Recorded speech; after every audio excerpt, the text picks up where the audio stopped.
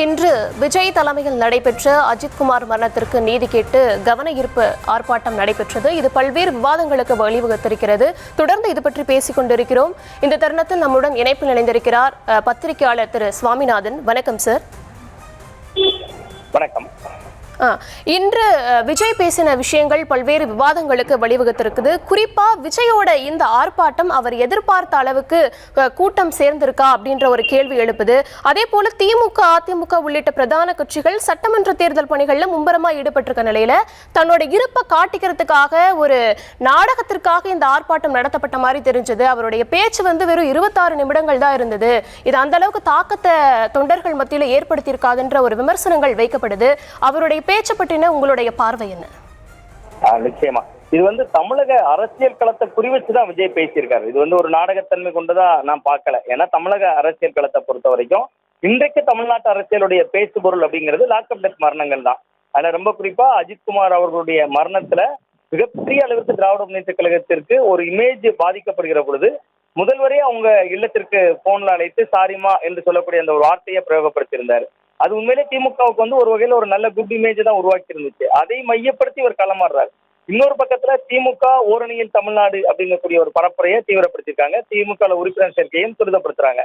இன்னொரு பக்கம் அண்ணா திமுகல எடப்பாடி பழனிசாமி அவர்கள் ஒரு பரப்புரையை தொடங்கிட்டாரு. அவர் அமைதி, வளம், வளர்ச்சி, அது போக மாநில உரிமையை மீட்பது, இதெல்லாம் தான் எங்களோட முதல் தேர்தல் அறிக்கைன்னே சொல்லிட்டு அவர் ஒரு பக்கம் ஒரு பரப்புரையில ஈடுபட்டு வர்றாரு. அப்ப விஜய் களத்துக்கு வந்தாகணும். ஏன்னா இரண்டு கட்சியிலும் களத்துக்குள்ள வேகம் காட்ட ஆரம்பிச்சுட்டாங்க. அதனால இந்த ஆர்ப்பாட்டம் திட்டமிடப்பட்டிருக்கு. நிச்சயமா இதுக்குள்ள அரசியல் நோக்கம் இருக்கான அரசியலுக்காக தான் இப்ப பண்றாரு. அது மட்டும் இல்லாம ஏற்கனவே இருந்த 23 பேருக்கும் நீங்க ஏன் நிவாரணம் கொடுக்கலன்னு கேட்கிற குரலா இருக்கலாம், அவர்களுக்கு சாரி கேட்கலையான்னு கேட்கிற கூட்டமா இருக்கலாம், சோ அந்த குரலா இருக்கலாம். அது எல்லாமே ஒரு அரசியல் காரணங்கள் தான். சட்டம் ஒழுங்கு பிரச்சனையை கூர்மைப்படுத்துகிறார். திமுகவுக்கு எதிராக சட்டம் ஒழுங்கு லாண்ட் ஆர்டர் இஷ்யூவை விஜய் ரொம்ப கூர்மைப்படுத்துகிறார் அப்படின்னு நம்ம பார்க்கலாம். ஆனா நீங்கள் குறிப்பிட்டதை போல பல பேருடைய கருத்துக்களை போலவே இன்றைக்கு கூட்டம் எதிர்பார்த்த அளவுக்கான ஒரு பெருங்கூட்டமாக இல்லை. ஏன்னா விஜய் அப்படிங்கும் போது அந்த கட்சியினுடைய பொதுச்செயலாளர் புத்தியானந்த் கூட ஒரு முறை பேசுகிற பொழுது பார்த்ததா நினைவு.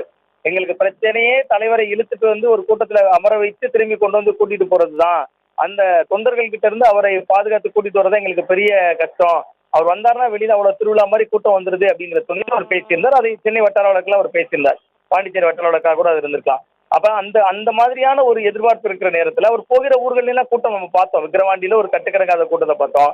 அதே போன்று மதுரையில அவர் ஒரு திரைப்பட ஷூட்டிங்காக வந்தா கூட அங்க குடும்பி இருக்கக்கூடிய ரசிகர்கள் கூட்டத்தை பார்த்தோம். இன்றைக்கு சென்னை ஆர்ப்பாட்டத்தை ஒப்பிட்டா, அதனோடு ஒப்பிட்டா இன்னமுமே கூட்டங்கள் தன்னால திரண்டிருக்கும் என்று சொன்னா அந்த இன்னுமே திரண்டு இருக்கலாம். ஆனா அது ஏன்னோ தெரியல. அது ஒரு நடிகர் முதல் முறையாக வெளியில் வருகிற பொழுது இருக்கிற மாசு, அவர் அடிக்கடி வெளியில் வருகிற பொழுது கொஞ்சம் தேய்மானம் அடைகிறதா அப்படிங்கிற ஒரு சந்தேகத்தையும் இது எழுப்புது.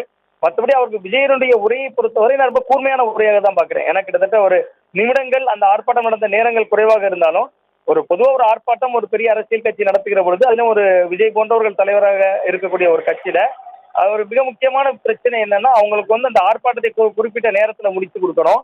போலீசினுடைய கட்டுப்பாடுகளுக்கு உட்பட்டு தொண்டர்களை நல்லபடியா வீட்டுக்கு போய் சேரதை உறுதிப்படுத்தணும். அதை முன்னிட்டு அவருடைய உரை சுருக்கமா அமைந்திருக்கலாம். மற்றபடி அந்த உரை ஒரு ஷார்ப்பான உரை தான். அதே நேரத்தில் கூட்டம் அவர்கள் எதிர்பார்த்த அளவுக்கு இருந்திருக்குமா என்பது எனக்கு ஒரு ஐயப்பாடாக இருக்கு. ஏன்னா அதுக்கு முன்பு நம்ம பார்த்த விஜய் போகின்ற இடங்கள் எல்லாம் இருந்த பெருங்கூட்டம் இப்பொழுது குறைந்திருக்கு. அது நான் குறிப்பிட்டதை போல ஒரு நடிகர் அடிக்கடி வெளியில் வருகிற பொழுது அவரை இந்த இல்லைன்னா இன்னொரு ஊர்ல பாத்துக்கலாமே என்கிற ஒரு தன்மை கூட இருக்கலாம்.